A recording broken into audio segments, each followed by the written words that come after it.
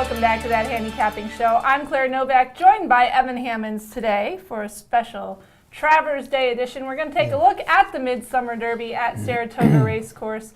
Of course, a great field of 3-year-olds. Very good field. And quite exciting to have the Belmont Stakes winner in there, Tonalist, as well as the Haskell winner, Bayern, and the Jim Dandy winner, Wicked Strong, along with a strong cast of supporting characters. That's very true. And the Jim Dandy is a key race here, as 7 of the last 10 Travers winners have come out of the Jim Dandy. So it's an important fact. That's a very good statistic. And we're going to dive into the race and go ahead and tell you who we think might have a chance here. Of course, the Travers is 1.25 miles, which is a little bit longer than normally gone, but some of these horses have tackled that distance before.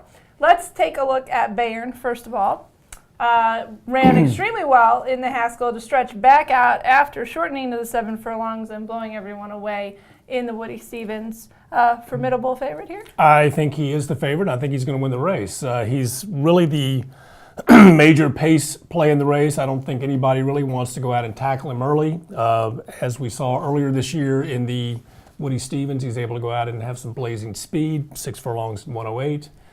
In the Haskell, pretty much had things his own way, but really pulled away in the stretch. I think it's up to Martin Garcia just to nurse that speed along and see if he can stretch him out an additional 1/8 of a mile. I don't see him winning by the distance, the distance he won in the Haskell. I think this is a much deeper field, but I do see him winning the race. Well, like you said, not a huge amount of speed in here to go with him, and that would be an additional factor to make you consider him. A couple of the horses that are in here, well, talk about Tonalist. So Tonalist, he, of course, won the Peter Pan in the slop quite impressively, came back, won the Belmont, so yay for him. Yes. And then in the Jim Dandy, ran a pretty good race. I mean, he had his bid. He was 3rd, tracking behind the early speed, and just got out finished by Wicked Strong. Is this his race to come back? Well, I think this is a race both Wicked Strong and Tonalist are both going to move forward off this. It's really hard to separate them. I was looking at them last night trying to pick one or the other as to who to put in the place spot.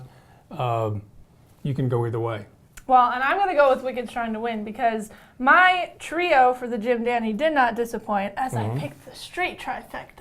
Very good. I know, I was so proud of myself. It hadn't happened since March, the Santa Anita Derby. Anyway, so I'm going to stick with Wicked Strong, who is a horse that I have liked quite a bit. Winner of the Wood Memorial earlier in the year, ran well in both the Derby and the Belmont, 4th each time, and then came back with that good closing run. He is a horse who does show enough early speed that potentially he can get into that tracking position, and who knows if Bayern is kind of like, wait, 1.25 miles, what? Could be there to pick up the pieces. I don't see that as an issue, but I do see him running 2nd. I see him, pretty much tracking him the whole way. And again, this is more Martin Garcia, Raji Mirage, excuse me, race than anybody other jockeys in the field. Alrighty, so Wicked Strong is my pick to win. Bayern is Evans. Tonalist, I'm going to put him 2nd. Who'd you put 2nd?